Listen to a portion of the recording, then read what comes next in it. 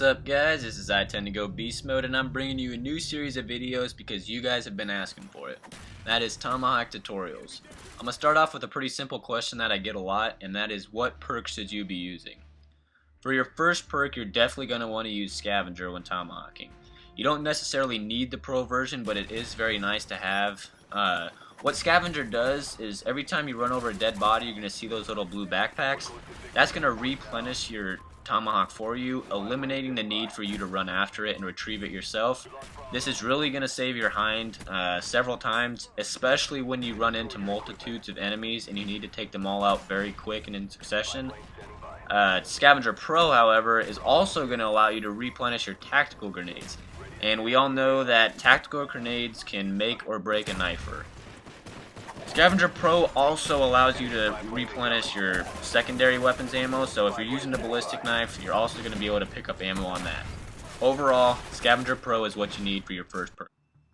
The second perk you're going to need to use is Warlord Pro, and unlike Scavenger, you need to have the Pro version of this perk, otherwise it will serve you no benefit. What Warlord Pro allows you to do is carry 2 Tomahawks with you at all times, as well as 3 tactical grenades. Combine this with Scavenger Pro and you should always have a Tomahawk ready and on hand. The only other perk I can think of that may help you from the red class is Harden Pro, which allows you to not flinch as much when you get shot. Sometimes when you're aiming your Tomahawk or ballistic knife, you'll start to take damage from enemy fire, and this will make your reticle fly off the screen, making you miss a shot. It doesn't, however, make up for the effects of Warlord Pro, as this is crucial and the most beneficial to tomahawking. The bottom line is that Warlord Pro is what you must have as your second perk. It's going to give you a second chance tomahawk in case you missed your first, which we all do, and it will also allow you to go through multiple enemies, as having one tomahawk and running into 2 people is almost certain death every time.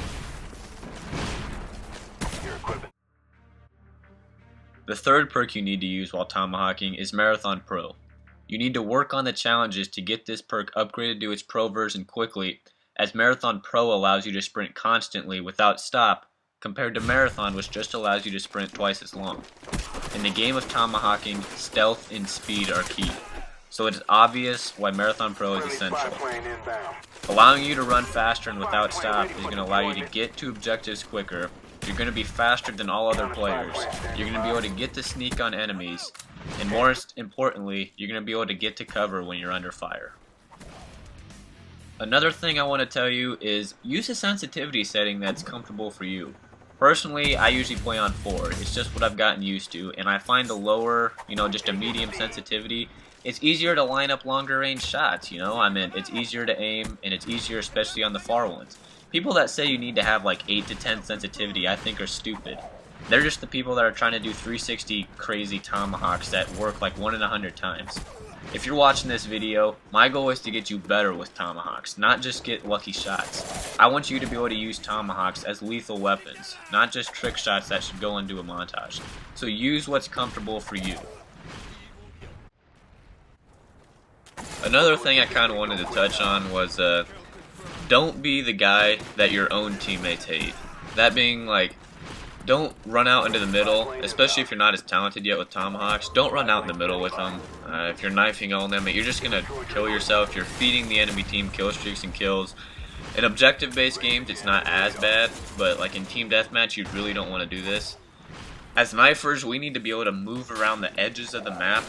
We got to be very aware and sneaky. Always be looking at your mini-map. Those red dots are going to help you all the time. Gunshots fired.